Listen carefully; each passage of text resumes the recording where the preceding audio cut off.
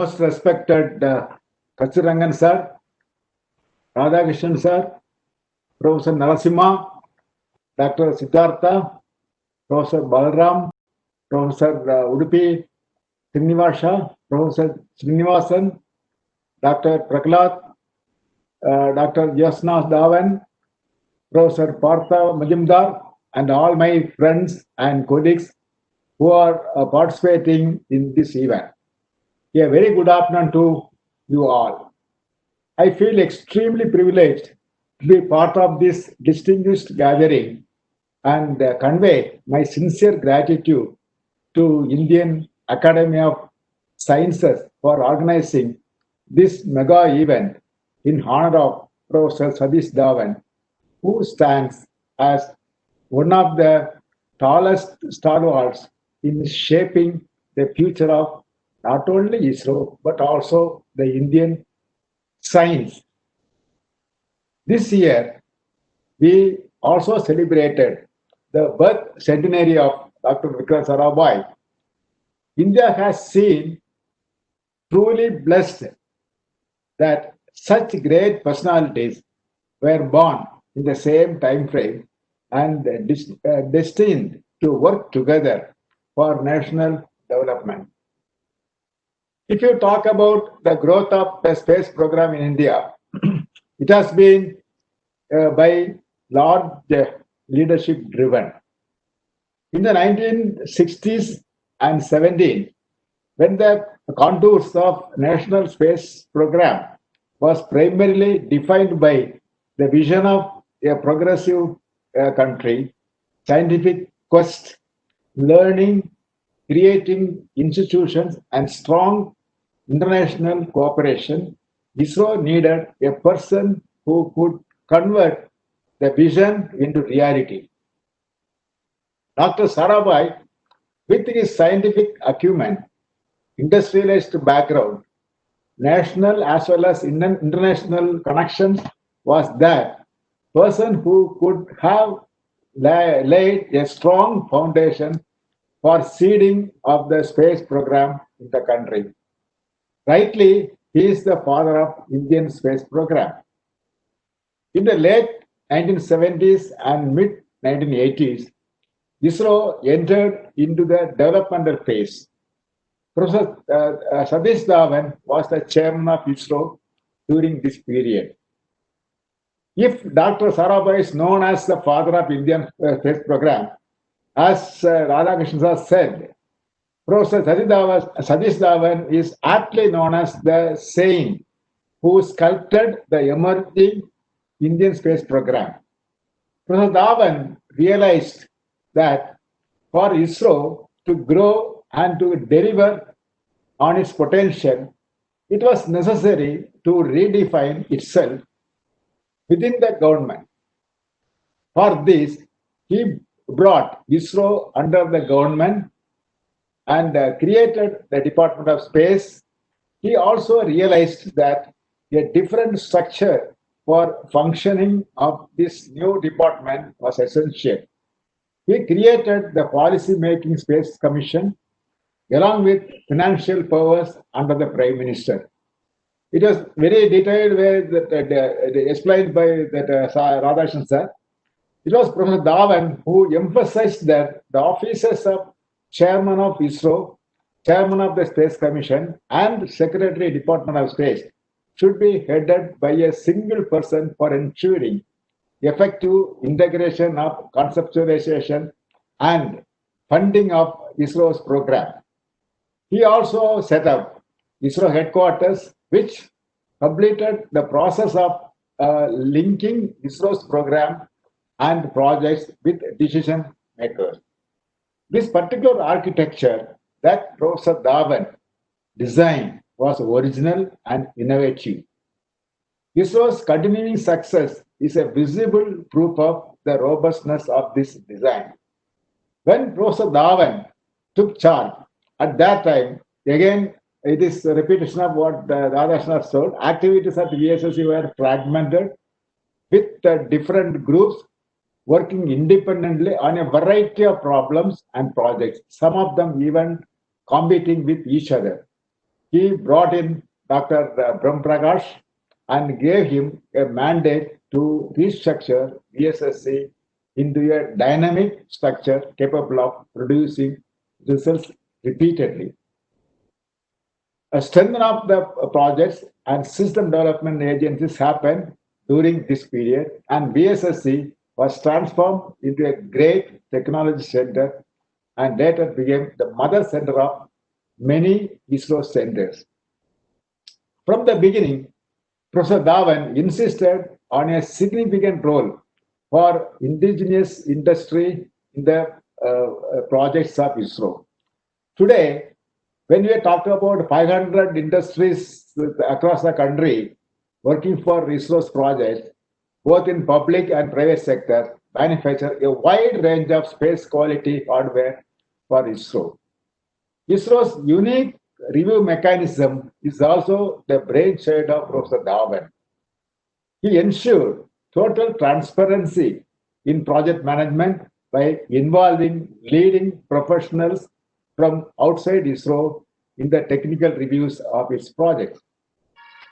All of these have played a significant role when ISRO entered the operational phase in 1990s and early 2000. Professor U.R. Rao, Dr. Kasturirangan, Dr. Madhavan Nair, and Dr. Srinivasan are the pioneers who put the national program on the strong footings and ensured the development and operationalization of satellites and launch vehicles, and more importantly, application. They also emphasized on the development and delivery of base-based services, which has made India's space program as the most unique and largest socially relevant space program. Thereafter, ISRO entered into the expansion phase, wherein mission-critical space-based services were offered to many ministries and departments and end users. Space-based data begins to be used as a policy tool. There was also a greater level of global integration, wherein the capacity was extended to international users. Launch vehicles were operationalized and the scaling up of industrial capacity was carried out. ISRO also carried out complex and daring missions during this phase. SRE, Chandrayaan 1, Mangalyaan, AstroSat, Chandrayaan 2 are some of the missions which catapulted Indian space program into the big league. As all of you are aware, Dr. Radhakrishnan sir took India all the way to the Mars on a frugal budget and an impossible schedule. This became really the talk of the world about the space system. A series of successful missions under Kiran Kumar sir laid the groundwork for ISRO start a new vertical of human space flight. The approval for human spaceflight program came after a very long period of deliberation, and all my leaders that really the predecessors really they worked very hard and in consultation, and we are able to convince the government after repeated discussion. Now they are coming with a very clear human space program, and right now subsequently a new human space flight center also established. Globally also space program has undergone a great amount of evolution. If you are seeing, I would call the space 1.0 can be considered as an early study of astronomy. And space 2.0 was a period characterized by the famous space race. Space 3.0 is characterized by the conceptualization and collaborative model of ISS. Now we are talking about Space 4.0. Space 4.0 is characterized by greater integration of space activity into economy and security. Space industry is closely linked to what is known as the fourth industrial revolution unfolding worldwide. There is where space industry is poised to benefit from innovation in manufacturing and operation of aerospace system, as well as innovation in delivery of space-based services. We all are witnessing this change, and this is primarily being driven by innovations brought by the private sector. We also need to ride the wave of Space 4.0. Fortunately, most of the conditions to ride the wave, Space 4.0, is ripe in our country.